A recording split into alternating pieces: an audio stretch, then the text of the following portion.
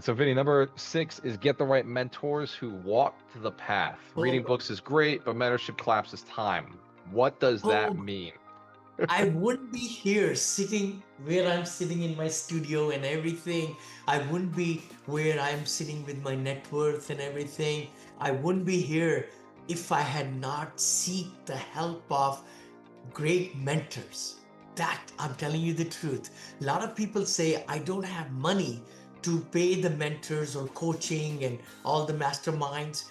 I will say that you can't afford not to really have. I started by borrowing money, by the way. We had money, but my family didn't want me to spend more money to lose or like that. So I started my business with $1,000, literally. $1,000 I started 20 years back, and then I started new company in 2014 with $1,000 Monil Investment Group. So I have only spent $2,000 in my career to build this, 1.3 billion or whatever, portfolios and I spent a everything. lot more than that, Vinny. I feel like I learn from you all the time. I'm always learning. I spent way too much money on my first courses. I think I'm at 300,000 I've spent, but No, um, I did too. No, I was going to say that I did put 30,000 given to the coach, but I borrowed it. you borrowed I it. bought it. So I didn't, I mean, my family didn't want me to spend our money. So I was able to have a good Samaritan who wanted to work with me and join us. And we were able to borrow in my previous company 150,000 actually. And we took our team for coaching, spent And you went 100 straight to the top. You went to the grandfather of to syndication, the Dave total Lindahl, like very back. best. Yeah. Very best, David Lindahl. I want to give him kudos because I'm here today because of him. Literally, I really give him, and he's a great friend of mine. And I'm one of his brighter students or whatever.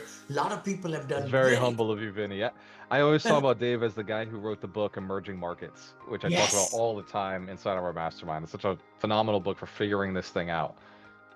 And So we got, multifamily engineer, I think, is the other one. I bought two yes, books 25 years back, I think, or something, and I was just yellowing every line. It just was hitting me because I had single family homes all over USA, not making much cash flow and a lot of headaches and everything. I said, oh, there has to be a better solution, brother. There has to be a better solution. You're right, generate income. And that's when I got into when people said, Vinny, would you give up 20 homes and get an apartment with 20 units? Does that make sense to you? That way, one transaction and you get a loan from the commercial. 20 over 5 units is commercial, less than 5 units is residential. So you could get a fourplex with a residential loan, by the way, and it's very easy to get and everything.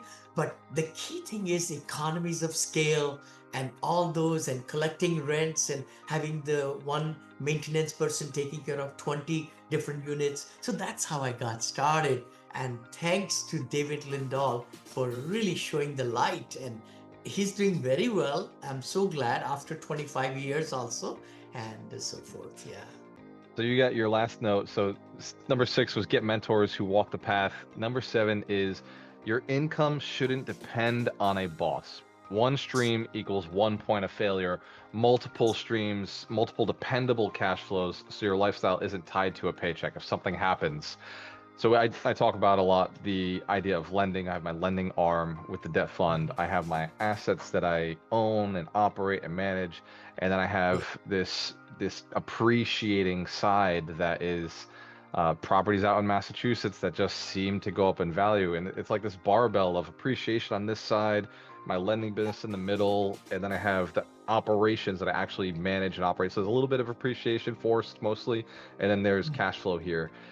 For people who are just working a job, which one should they start first? Which of those components to passive investing. Let's say the middle bar is either lending or syndications. The Yeah. outside is operations of like it's just appreciating assets like your home or a really fancy place in California, vacation home rentals, Airbnbs.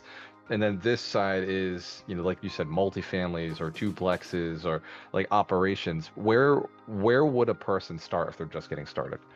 Again, I want to qualify and say that I'm not a CPA and I'm not an attorney.